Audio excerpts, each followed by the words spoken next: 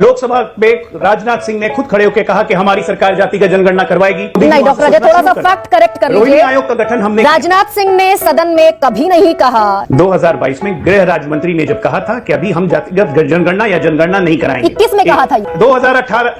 2018 में रोहिणी आयोग का गठन हुआ। 17 में एक हुआ साल गरिमा जी, और नीतीश कुमार पे कोई असर नहीं पड़ा।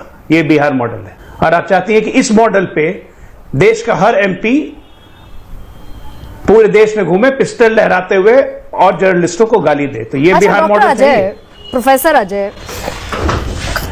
नीतीश कुमार, मैं आता हूं, मैं खत्म करता हूं। अभी आपने एक दो बातें और बिहार मॉडल की बात कर रहे हैं। एक दो बात आपने कहा, एक सवाल, छोटा सा एक सवाल मैं इंटरवीन करके आपको पहुंचा देती हूं, फिर आप अपनी बात कहिएगा। नीतीश कुमार 22 साल एनडीए का हिस्सा रहे, 2013 तक 17 साल रहे, फिर 2017 में फिर आ गए, 22 तक फिर आपके साथ रहे, एनडीए का हिस्सा रहे, एनडीए ने रेल मंत्री बनाया, 18 साल आपके साथ मुख्यमंत्री रह लिए, तो तब बिहार मॉडल में खामी नहीं थी। मैंने आपको लगता है बताया था, आपने इसको गौर नहीं किया कि जब हमारे साथ थे तो बिहार मॉडल क्या था कि अगर मंत्री भी अगर कानून तोड़ते हुए पकड़ा जाता था तो उसे छोड़ा नहीं जाता था। क्या बोले, मैं समझा नहीं। उससे इस्तीफा लिया जाता था, उस पर कार्रवाई होती थी। आज का बिहार मॉडल है, मंत्री तो बहुत दूर की बात है, एमएलए से लेके कोई भी व्यक्ति आराम से पिस्तौल लहरा सकता है, पत्रकार को गाली दे सकता है। तो इस बिहार मॉडल पे चुनाव पे जाना चाहती है इंडी, तो बहुत बढ़िया जाए। नहीं तो आप कराइए इन सबकी दुकानें बंद। डॉक्टर अजय, दूसरी बात, करा दीजिए सबकी दुकानें बंद। जातिगत जनगणना पर वैसे भी आप कह रहे हैं कि आंकड़े फेक हैं, आंकड़ों को, अरे एक मिनट, आंकड़े फर्जी हैं, तो कराइए इन सबकी दुकानें बंद। अरे मैं विरोधाभास कहिए कि जातिगत जनगणना आप कराएंगे। ऐसे डिबेट, ऐसे मैं आ रहा हूं, एक एक पे आ रहा हूं, आप इतना बीच में उत्साहित मत होइए और मेरा फ्लो मत तोड़िए। बोल मैं इनका विरोधाभास बताता हूं। प्रियंका गांधी का आपने बयान सुनाया कि वो जातिगत जनगणना, मैंने बघेल साहब को कह दिया है कि जातिगत जनगणना करवाएंगे, सरकार में आएंगे। ये बघेल साहब को सुनिए। इस प्रकार से बात कही है तो उसको वैरता से समाप्त नहीं किया जा सकता, उसको अवैर से ही समाप्त किया जा सकता है। जैसे हिंसा को हिंसा से समाप्त नहीं किया जा सकता, वैसे वैर को वैर से समाप्त नहीं किया जा सकता। यदि उदयनिधि ने गलत बात की है तो उसका उस प्रकार से वैरता पूर्वक उसे समाप्त किया जाए। क्या उपकार किया जाए? मतलब उदयनिधि स्टालिन मान लीजिए यहाँ पर आ जाए तो उससे बहस किया जाए। देखिए, लेकिन देश के संविधान में लिखा है कि आप किसी दूसरे धर्म का अपमान नहीं कर सकते। बहुत सुंदर बात, यही बात तो मैं भी कह रहा हूँ। तो ये हेट स्पीच हुआ। हाँ, तो हेट स्पीच साध्वी प्रज्ञा को जेल में डालिए, निरंजन को जेल में डालिए, वो दूसरे धर्म के खिलाफ बोलती है, लेकिन उदयनिधि स्टालिन से आप बहस करते हैं। तो सुनो तो अभी तक जितना मैं सुन पाई उसमें भूपेश बघेल कोई और बात कर रहे हैं। मैं आपको अभी सनातन पे सुनाया, अब मैं आपको सुनाने जा रहा हूं।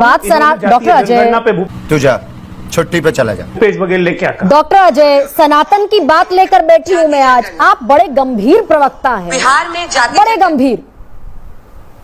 तो सनातन की बात करने हम यहाँ नहीं बैठे हैं। मैं आपसे बस इतना पूछ रही हूँ डॉक्टर अजय। एक मिनट, मैं आपको इनकी जातिगत जनगणना पे इनकी क्या विचार है वो भी सुना रहा हूं, और आपके दर्शक सुने कि प्रियंका गांधी क्या कहती हैं और उनके मुख्यमंत्री क्या कहते हैं।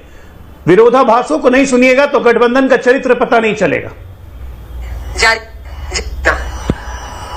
बिहार में जाति जनगणना के आंकड़े जारी कर दिए गए। आपका चेहरा खिल उठा जाति जनगणना से। नहीं, उसके पहले मैंने हेड काउंट करा लिया था। आपको केवल बिहार में दिखाई देता है। तो डेटा कहाँ है? मुझे कहना था, आपने पहले ही कह दिया, तो डेटा कहाँ है? क्या मेरे पास है डॉक्टर अजय। ये I can't allow this actually. ये थोड़ा सा विषयांतर पर हम जा रहे हैं, लेकिन मैं आपसे ये पूछना चाहती हूँ, ठीक है, इनका विरोधाभास तो समझ में आ रहा है, इनका अभी तक, हालांकि एक सेकंड डॉक्टर अजय, मुझे बात पूरी कर लेने दीजिए। अभी तक आपने ये बताने की कोशिश की कि इंडिया गठबंधन में विरोधाभास है। मैंने मान लिया कि विरोधाभास है, मैंने मान लिया इनके आंकड़े फेक हैं, लेकिन अनुप्रिया पटेल जो कह रही हैं वो विरोधाभास नहीं है। देवेंद्र फडणवीस जो कह रहे हैं कि we are not negative for it, वो विरोधाभास नहीं है। ओम प्रकाश राजभर जो कहते हैं वो विरोधाभास नहीं है? बिल्कुल नहीं है। मैं बताता हूं क्यों नहीं है। और हम भी कहते हैं कि जातिगत जनगणना होनी चाहिए।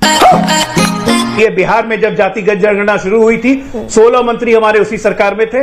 प्रधानमंत्री के पास जो प्रतिनिधि मंडल गया था उसमें बीजेपी भी शामिल थी, नंबर 1। नंबर 2, लोकसभा में राजनाथ सिंह ने खुद खड़े होकर कहा कि हमारी सरकार जातिगत जनगणना करवाएगी। उसी के आधार पर मैं कहता हूं कि ये जहां से सोचना बंद करते हैं मोदी जी, नहीं डॉक्टर अजय, थोड़ा सा फैक्ट करेक्ट कर रोहिणी लीजिए। आयोग का गठन हमने राजनाथ सिंह ने सदन में कभी नहीं कहा, जिस समय वो देश के गृह मंत्री थे उस समय एक प्रेस ब्रीफिंग में उनके हवाले से छापा गया था। सदन में जो बयान आया था वो केंद्रीय गृह राज्य मंत्री नित्यानंद का आया था। यही नहीं, अभी और सुनिए। उन्होंने कहा था कि हम जातीय जनगणना में ओबीसी के डेटा को अकोमोडेट नहीं करेंगे। राजनाथ सिंह का सदन में, संसद में कोई बयान नहीं है। थोड़ा सा आप अपडेट कर लीजिए खुद को। अब आइए इस बात पर कि केशव प्रसाद मौर्य कहते हैं 2022 कैरी ऑन सर। 2022 में गृह राज्य मंत्री ने जब कहा था कि अभी हम जातिगत जनगणना या जनगणना नहीं कराएंगे, 21 में कहा था ये। गजब बेइज्जती है। दूसरी बात मैं कह रहा हूं, रोहिणी आयोग हम लेके आए। रोहिणी, गरिमा जी ऐसे डिबेट नहीं होती है, तो आप मुझे बोल लेने दीजिए या आप ही बोल लीजिए सर। मुझे नेगेटिव डाल दीजिए कि हम नहीं करवा रहे। जब मैं बता रहा हूं आपको तो आप सुनने को ही तैयार नहीं है। डॉक्टर अजय, फैक्ट्स बिल्कुल मैं गलत फैक्ट्स नहीं देता हूं। मैं 2021 में कहा, मैं गलत फैक्ट्स नहीं देता हूं, लेकिन आप बीच में टोका टकी करिएगा तो गड़बड़ है। चलिए ठीक, 2021 में आप सुन लीजिए, अगर मेरे फैक्ट्स गलत हो तो बताइएगा मुझे। आप अपनी बात बढ़ाइए, आगे बताइए। 1 मिनट, 2021 नहीं, 2018 में रोहिणी आयोग का गठन हुआ। 17 में हुआ। एक साल में 4 बार बोल रहे हैं, पढ़ने निकले वाले छात्रों को राजनीति से दूर रहना चाहिए। रिपोर्ट देनी थी। 2022 में रोहिणी आयोग ने अपनी रिपोर्ट, 2017 में रोहिणी आयोग का रोहिणी आयोग ने अपनी वो रिपोर्ट 2017 में हुआ, 18 में रिपोर्ट देनी थी। 2022 में राष्ट्रपति के पास वो रिपोर्ट सबमिट कर दी गई, जिसको लॉ कमीशन का अप्रूवल था। क्रोनोलॉजी इस तरह से है। ठीक है। उस रोहिणी आयोग के रिकमेंडेशन में प्राइम रिकमेंडेशन क्या है? क्या आप जब भी सर्वेक्षण करवाएंगे, कास्ट सर्वेक्षण, तो जातीय जनगणना बहुत जरूरी है। वो इसलिए जरूरी है क्योंकि 2596 पिछड़ी जातियां हैं और उसमें से 275 पिछड़ी जातियों ने ही आरक्षण का लाभ लिया है। बाकी 2300 जातियों को इसका लाभ नहीं मिला है और उनको चिन्हित करके ये लाभ उनको पहुंचाने की जरूरत है। ये भी पता करने की जरूरत है कि जिन जातियों को लाभ मिल चुका है क्या वो उनको क्रीमी लेयर में डाला जाए या नहीं। तो जातिगत जनगणना की बात तो हमने 2017 और 18 से शुरू कर दी है। लेकिन डॉक्टर अजय, फिर आप ये क्यों भूल जाते हैं? बिल्कुल, आपने रोहिणी आयोग बनाया, एक सेंसस, आपने पिछड़ा आयोग को संवैधानिक दर्जा दिया। मैं कहां इससे इनकार कर रही हूं, लेकिन प्रधानमंत्री जगदलपुर में जो कहते हैं या प्रधानमंत्री ग्वालियर में जो कहते हैं कि जात पात के नाम पर बांटने की कोशिश विपक्ष कर रही है, यानी कि जातिगत, आप कह रहे हैं जातिगत जनगणना कराएंगे, प्रधानमंत्री कह रहे हैं कि जातिगत जनगणना जात पात में बांटने की कवायद है, तो दोनों में से मैं किसको मानूं? बिल्कुल है।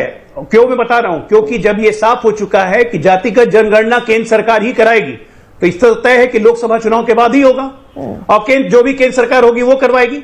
आज की तारीख में जब लोकसभा चुनाव 5 महीने बच गए हैं, तो इस जातिगत जनगणना का हवा खड़ा करने का जरूरत आपको?